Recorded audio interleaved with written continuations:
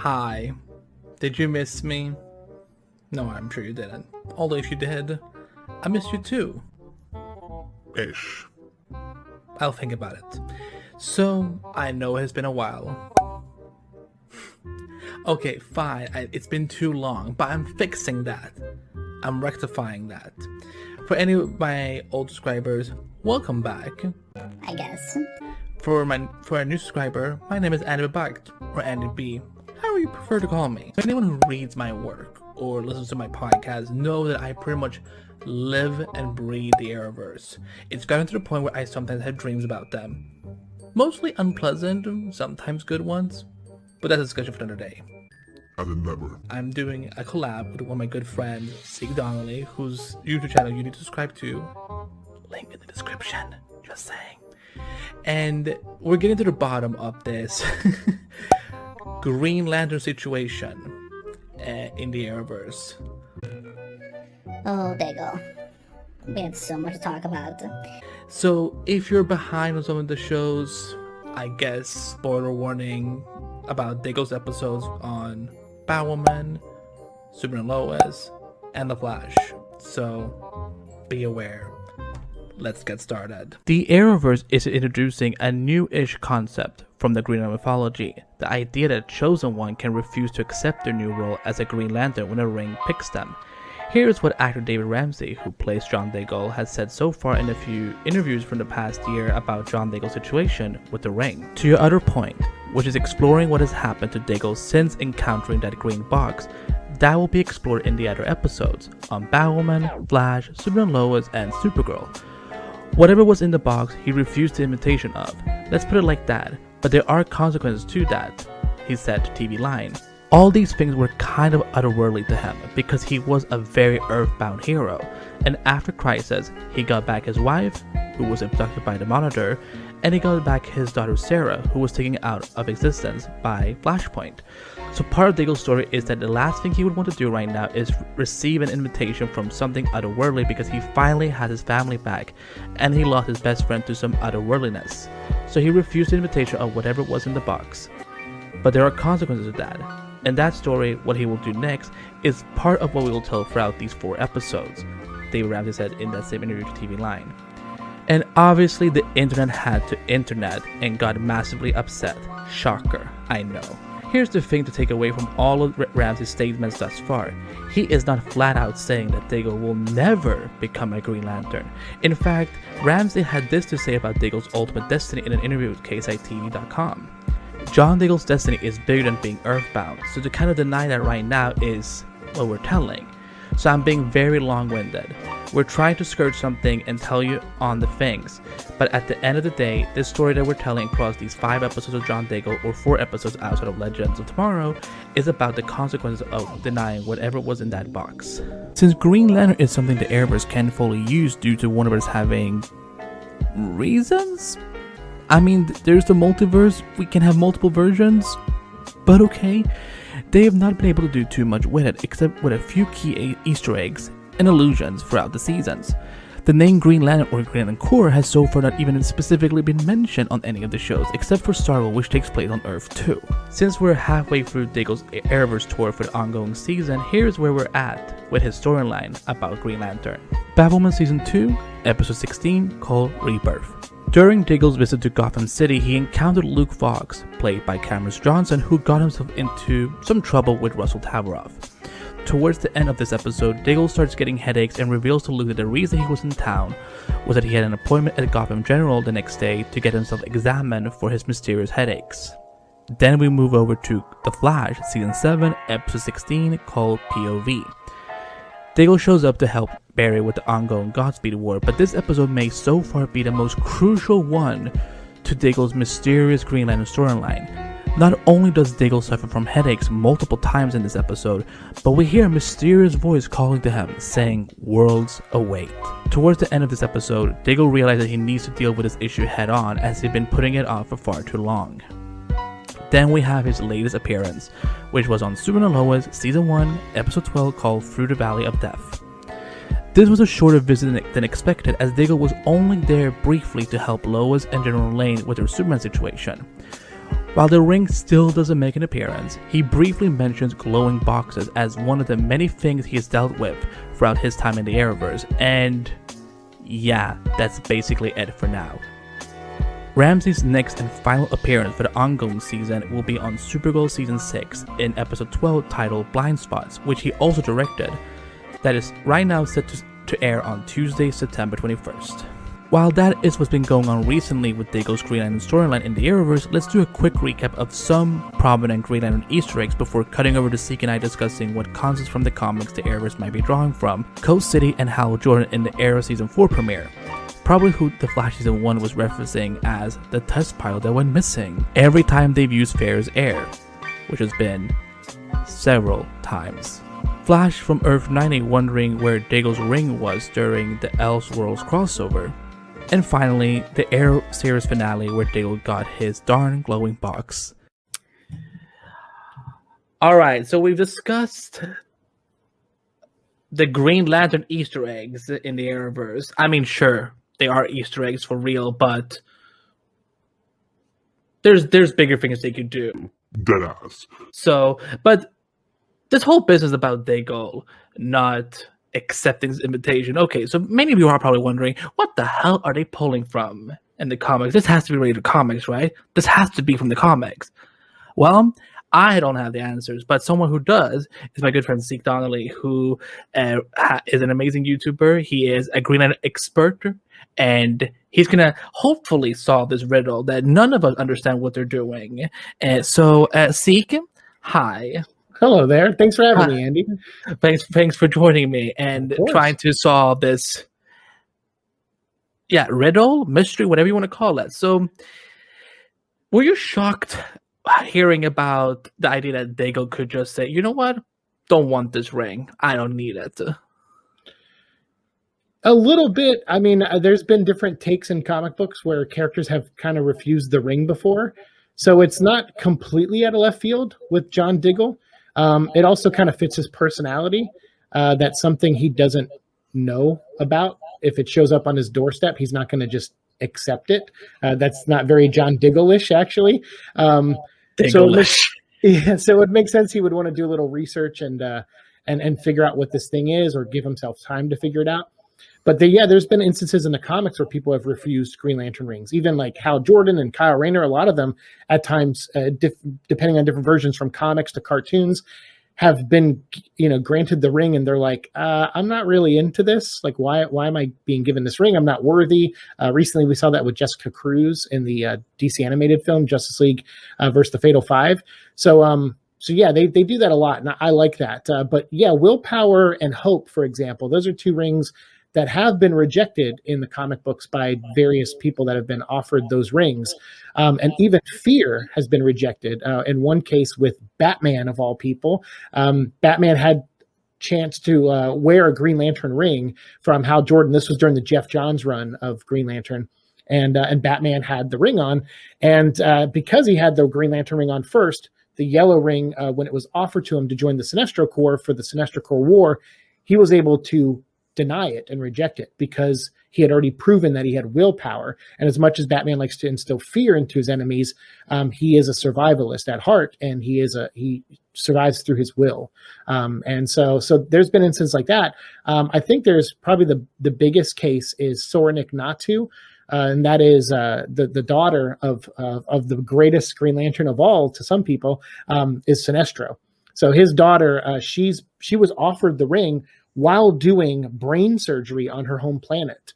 And the ring came in, offered her, like, hey, you're a Green Lantern. She's like, no, get away from me. Because to them, and on her planet, the Green Lantern ring is almost a bad thing. Like, they don't see it as a good thing. Like, these space cops show up and instill their, rules on this planet.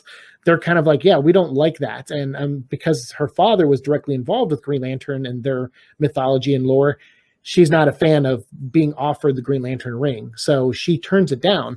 And then later on in the book, after she performs the brain surgery, the ring comes back and it's like, you sure? And she realizes, like all people do when they're offered something like that. Like if you don't like the way things are and someone offers you, hey, do you want to be a part of this? You're like, no, I don't like how you run things. Well, maybe you're the type of person that organization or group needs to bring about the change that you want to see. And that's kind of what happens. And so she demonstrates the willpower to go in and say, all right, I'll be a Green Lantern, but I'm going to do it my way. And I'm going to do it what will help my people. And that's more important to me than just being a space cop. So yeah, there have been instances for sure in the comic books where rings have been rejected. So from stubborn people like John Diggle to also smart people like John Diggle. Because, yeah, sometimes something shows up on your doorstep and it's too good to be true. And maybe it's not the smartest thing to just accept it. Well, since we have these references, and again, trying to think what the Arrowverse is actually doing. So, what could they be doing on Earth Prime with Diggle? Because since we haven't really seen a physical Green Lantern, we have a box with a mind of its own. I don't know, but what do you think they're doing in this instance of making Diggle? I'm assuming they're making him a Green Lantern, but like what could be the context here of why it has been done the way it has been done? Yeah, it's funny because I watched that last episode of Arrow, and when that box showed up, I was immediately kind of like, oh, interesting. It's a box? Like a Green Lantern ring it usually shows up on a dead body. so I was like, is that box, does it have like Abinsur's ashes in it? Like what's in that box? Yeah, sorry, I know too soon for some of you. But in that box, I also thought, I think I made this joke to you off camera, where I think that year they send San Diego Comic-Con sends you an invitation with your car, your press badge and everything in it. They send it in a nice box. And I started laughing. I go, is this a meta joke? That would be awesome. So I was kind of thrown off by the whole box thing, because normally, like I said, a ring just shows up and it says, like, it tells you what it's there for. Like, hey, you've been chosen. And usually you say yes or no to it, and it either moves on or it sticks around for a while, or it just, goes on your finger if you say yes. So, like I said, there's some instances in the comics and stuff that I listed just a minute ago where there have been moments like that. But I don't think ever in a comic has the Green Lantern ring showed up in a box to a planet. So me and you were trying to figure that out. Like I remember we were talking offline, and we were trying to figure out why would a box show up. And I had mentioned almost as a joke, but you were like, oh, that actually could be something. And I was like, you know what, maybe it could be, which is, what if John Diggle is the first Green Lantern of Earth, or Sector 2814, which is the Milky Way sector? What if he's the first person to ever actually be offered a Green Lantern ring in the Arrowverse? Like, what if the Guardians haven't completely conquered all 3,600 sectors yet that we know that they conquer in the comics? What if they're still branching out? What if they're still finding new galaxies and stuff? And I go, that would be pretty neat for them to just now finally, because we're so far away from Oa, they finally found our galaxy, and they were like, well, hey, we think this particular human has been through a lot and has demonstrated and only has gotten through all the stuff that John Diggle's been through because of his willpower, and because, like Batman, he's a survivalist too. What if we send a different type of invitation? What if we don't just send the ring, but something in a box? So I think me and you were kind of talking about that, because the box really does throw me off, and I'm sure it throws a lot of fans online off of, like, what is this? Why? It's like a marriage proposal. Like, you open it up and he's like, I do, Oa. Thank you, Guardians. So I don't know. That was my thought. I don't know if you feel the same way about that. I think it would be fascinating if, well, not just fascinating, but also convenient, because I'm sure there's some restrictions that they have to hold up to, sadly. Right. I don't understand. Okay, WarnerMedia, look at me. What's the point of a multiverse? Yeah, we can't have multiple versions of a character. I digress. But well, we do, right? With John Diggle, I think there was a previous episode, you reminded me of this, where they say, hey, John, where's your ring? Elseworlds. So there was Elseworlds where they mentioned in another dimension, John does have a ring, a Green Lantern ring. So that's kind of neat. So that maybe that was like some kind of foreshadowing, or just something, or like, hey, in that universe, he got the ring sooner, or maybe that a couple years have passed in that universe or something. But so Yeah, I don't know. But I get what you're saying, and yeah, me and you were kind of like, I don't know. It's just a weird way to present a Green Lantern ring, considering we've never seen it done that way in the comics. But it's not I mean, I guess it's not out of the realm of possibilities that it could be some kind of formal invitation. Like maybe Abin Sur didn't have to die in this universe to grant the ring to John Stewart, or Less morbid. Yeah, less morbid. Maybe Abin Sur's still alive, and like in the comics, sometimes the rings can duplicate, and you can choose a partner to work with you. And what if Abin Sur's still alive and he sent, like I said, a formal invitation in a box to someone like a John Diggle, or knew it would land near him to choose him. So there's always that possibility too that I just thought of just now. You know what would be so funny is if, because when in the Arrow series finale, and maybe there's a clip here, but we don't see Abin Sur, but maybe he was standing on like a really high tower and just threw down the box. But because the ring is so powerful, it somehow became an explosion. Okay. I don't know. But either way, I like the idea that the reason that the ring comes in this way is because there is no Abin Sur, or because there's never been a protector of Sector 2814. Right. And it makes me wonder how millennia has passed and they've never found one person, and they're like, you know what? Green Arrow's best friend sounds like a good option, which, by the way, Diggle stands, don't come for me, because I love myself some John Diggle, and he should be a Green Lantern, and anyone who wants to mess with me, I'll block you. I will block your ass for the next century. But I think it would be great if they kind of establish it that way, because that way also, because with the Arrowverse, we've seen them do so many twists and turns, and they kind of do their own spin on things. Right. And once again, we've seen on The Flash, for example, in this universe, Bart Allen is their son, not their grandson, and it's perfectly fine. So right. You know what? If I can get myself some Diggle Green Lantern action, you know what? Damn it, just send him a Comic-Con box and have it put on the ring. And right. So I think Warner Brothers, if you could send out invitations this year in little Green Lantern boxes for Comic-Con, that would be awesome. I would. Oh my, yes, please. Let's make that happen. So, keeping all of that in mind, it's fair to say that they're taking their sweet time to properly develop Diggle's Green Lantern story. Sweet ass time. They've entered the slow force. Yeah, and then the only occupant. But just because other Green Lantern live action media adaptation have seen those lanterns accept those rings almost instantly, it does not mean it has to be the same for the Arrowverse. Although, to play devil's advocate for a second, it is frustrating as hell. We want to see him pop on the ring. Like, I've never wanted to play that Beyonce song and just put a ring on it. And, just fly away and save the galaxy. So, but here's the thing. Diggle is one of the Arrow's oldest and most beloved characters of all time. He was so beloved that it took only maybe a season or two before DC was like, you know what? We're going to add him to the comics. That's how important he is. So, I understand that they're investing their time fleshing out his character.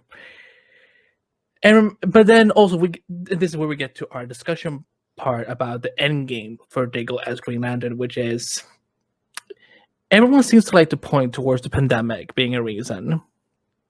Okay. I don't know how much it would cost them to just show a ring on screen. Like, a costume and the energy, okay, I'll play with you. I get it. That can be costly. Okay, specifically during the pandemic when things are limited. But there's no reason why Diggle couldn't just pick up his box and be like, Barry, my love, will you look at my Green Lantern ring? See how cool it is. Sure. There is no reason. Are we role playing like you Barry and I'm Diggle? But there's no reason why they could not show us the ring. So, see, as I wanted you to be part of this discussion, because you have a far more creative mind than I have, and you've worked in this industry in different ways that I haven't. So what do you think? What do you think this is from a storytelling perspective? Like, what is this? Is it just that they want to really take their time and wait till next season? Do you think they're misleading it, or what do you think is going on here? Well, first, thanks for the compliment. I never. It's funny you word it that way too, because I have other friends that do it. I don't actually like to. I'm still a fan at the end of the day, just like you are. So like even with like some TV or writing experience and other things, like I still see things as a fan too, which is why I get so excited over this stuff and talking about it. So I will say that as from a fan standpoint, I don't know actually. Like I was surprised. I was watching these 4 episodes that Ramsey has appeared in, which was, by the way, even going back, like you said, like I think one of the first things that articles I ever wrote for Hollywood Reporter was the Arrow pilot. After I did the Agents of S.H.I.E.L.D. pilot, and Ramsey actually I met numerous times. He used to shop at my Lego store when I worked in Los Angeles. God, stop that. You need everyone. like he was so awesome. That's also where I met Tyler Hoechlin, who plays Superman. And I was very lucky to have that kind of exposure when I lived out in Los Angeles and meet him numerous times. He's a really nice guy. And so I'm even more invested than just his character. I just like the guy. I like Ramsey himself. So, with all this, I was watching these 4 episodes and I was really surprised because I like slow paced storytelling. I like slow builds to some extent. But I have questions to be fair and to play devil's advocate, like you say. Like I love being excited and being a fan and loving the stuff that I get and being thankful for the stuff I get. I'm not one of those. Like when I was a kid, all I ever wanted was other people to like Green Lantern and DC Comics and all the stuff I love. I wanted them to like it so that I wouldn't feel like such an outcast for liking it, and so I wouldn't get picked on for liking it. And now I live in a world where everybody talks about the stuff and likes this stuff, and it's like the best. It's like my dream come true. So yeah, exactly. See, you got a Green Lantern. I have one signed by a lot of the members of the Justice League movie, and a lot of the animated people too. So yeah, see, like those things didn't exist when I was a kid. I would have killed for a Green Lantern bank or a light up toy or something when I was younger. And now we live in a world where all that stuff exists. So I'm for slow burns and slow builds. But I don't know if I'm for this slow of a burn or a build. I really was surprised that in these 4 episodes, it was great to see Ramsey again, and he's great in every scene that he's in. But I was kind of wondering, like, what is the point of this? Like, to some extent, like I obviously know the point is probably a long-term setup thing that we'll maybe get a payoff for one day. But it is hard to get, like, after I think Legends of Tomorrow, my excitement started to temper a little bit to where I was like each week, the first week I was like, yes, oh my God. And then I was like, okay, on Batwoman, it was just a little cameo. Okay, we'll see what happens on Legends. Oh, he's not even really playing John Diggle. Okay, well, let's that mustache. Yeah.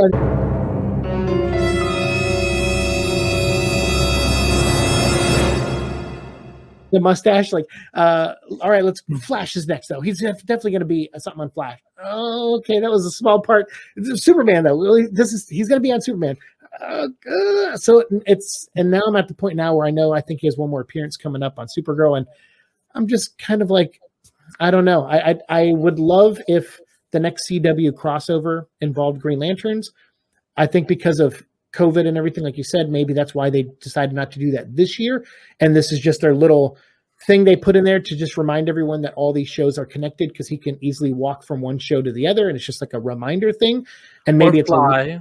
Yeah. Show. Yeah.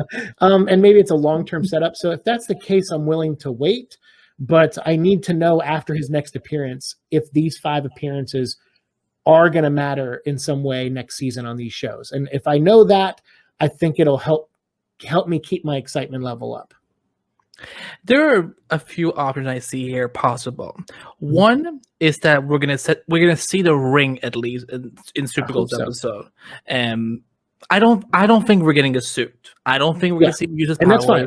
Yeah, that's fine. I can wait for that. Yeah. I just need to see a ring or a goddamn lantern. Because listen, I would not mind just Diggle walking around town and being like, does anyone know how this works? Hey y'all, does anyone know how this works? No. Okay. And I like that you Frank Millered that. You're like, I need to see a goddamn Green Lantern battery.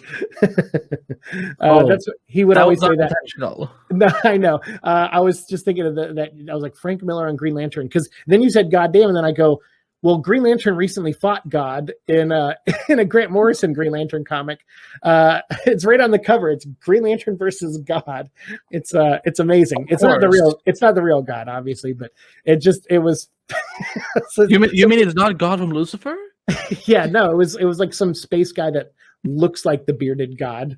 It was kind of funny. Anyway, yeah, Grant Morrison's a fun guy. Yeah. go ahead. There's that. They show the ring. Mhm. There is the idea that it pays up in a future crossover. I hope so. Don't get angry at me for saying this, but how cool would it be if the next crossover was Blackest Night? Is it too soon? Yes, it's too soon. But I'm a Red Lantern now. I'm so mad at you. I saw the light. But like it could be something like that where like there's because the crossovers are usually when they do save a lot more of the budget. But the problem is that you can't make a Green Lantern for just a crossover and then we don't see him as Green Lantern again. Like he's gonna have to be somewhere. Obviously not on HBO Max because they're doing, it's on Earth 12. It's its own universe. Right. Still in the Arrowverse multiverse, mind you. But so there's that. The third option, and I swear to Owa that I will cry this happens, is that somehow he just sends the ring back somehow, or that Supergirl just flies into space, just throws it away. But the problem here is, okay, you were talking about the Flash. Mm. And the Flash so far is the only show that has actually done anything with this. And I'm not biased because I do the Flash part. It's because it's in the legit script. True. Diggle starts hearing voices that says, "Worlds await." Right. Why is there a voice? Like, okay, going back to comics. Yeah. Is there any point where a ring can literally communicate with someone's mind, or do you think that voice could be one of the Masters, the Guardians? So that's one of the things like Jeff Johns and Tony Bedard, Keith Giffen, and Pete Tomasi, like all those writers did with Green Lantern, because they came in, like I said, around the cell phone age of us as humanity. So they wanted to treat the rings as such. So you could communicate to other Green Lanterns through it, like a walkie-talkie, like police use, like radios. But then they could also tell you when your battery on your ring was low on charge and you had to charge it in your Green Lantern battery. So it did communicate, and it would say like sometimes it would send messages like, Appy Aliapsa or one of the Guardians, would like reach out and be like, Jordan, get back to Oa, and so they would see like a little hologram. So they're used as communication devices, but also the ring itself. Like there's this great, speaking of John Stewart, there's this great moment right after the Sinestro Corps War where John Stewart is floating in space in the remains of a planet called Xanshi. And this is a planet that he accidentally destroyed. And he is trying to rebuild it with his ring. And he's willing the ring to rebuild this planet, atmosphere, everything. And the ring is trying its hardest. And the ring says, "Sorry, John, your willpower exceeds the limit of this ring." And just showing you how much willpower John Stewart has and how badly he wanted to rectify this past sin of his that he didn't do of choice. It was an accident, but it still happened on his watch, and he wanted to undo that failure in a way, and the lives of all these people in this planet that all these people are no longer can live on. So the ring communicated that to him. So yes, there have been times where voices are heard, especially voices of Guardians talking to you. So we don't know whose voices those are, but if it's coming through the ring or it's coming through something like that, as the ring is its channel, it could be anyone from Abin Sur to Sinestro to the Guardians themselves. Well, there's so much you can do with this, and hopefully for us who's waited for almost 5 years at least, because the fun thing about this seek is that all of this started as a fan theory, or more as a fan wish, right? That because Diggle is similar to John Stewart, not exactly, but they do have similarities, right? And he is essentially John Diggle Stewart because his father is Roy Stewart. There are all those connections, and hopefully in a very near future we're gonna have a payoff. And all I need from that Supergirl episode, And listen, Supergirl doesn't give me a lot of confidence all the time, but hopefully this time, Diggle will be like, hey, Kara, check this out. And so until that Super episode, we will see what happens. Seek, thank you so much for joining me on this collab. And tell everyone they can find you on YouTube. Tell them about your channel, why they should go subscribe right now, and where they can find you elsewhere. On my channel, it's just Seek and Destroy, as you can see on the title down there, SIIKE and Destroy, and that's the same on Instagram. Well, on Instagram, I go by Seek NR, which is a Batman reference, Seek in Arkham. But I'm not very active on social media. I pretty much just do YouTube because that's all I have time for after work and writing and all the other stuff I'm doing. So I'm pretty much on YouTube. So you can check out my channel. I cover Venom mostly, but we're going to be wrapping the Venom show up. I still do DC stuff sometimes, even though I predominantly got more of a Marvel audience on my channel now, but I do Transformers and DC stuff on the side. And pretty soon I'll be launching a new podcast about the Fantastic Four.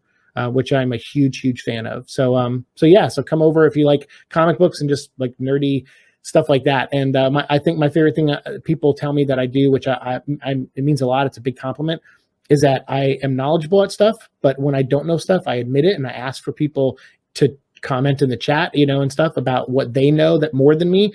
And we have a very good back and forth. And I like people from all over to come chat with me. And we keep a pretty open door and we're pretty relaxed back there. So yeah, if you're into just casually talking comic stuff with people who may or may not be on the same level as you, we still treat everybody the same. So come hang out with us.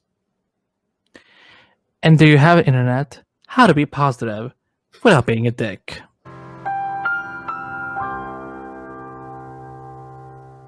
And that's the end of the video. Thank you, Seek, so much for joining me on this video essay about Diggle as Green Lantern in the Arrowverse. Guys, go check out his channels, and links are in the description.